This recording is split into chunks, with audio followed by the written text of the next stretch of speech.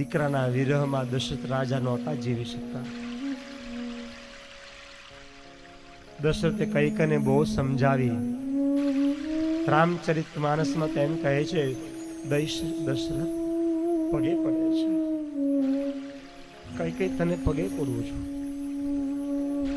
તું કહેતી હોય તો બીજું અયોધ્યા, આકાશ બ્રહ્માંડ માંથી તારા માટે બીજી અયોધ્યા વસાવું, પણ મારા રામને તું 14 વર્ષનો વનવાસ નો આપ.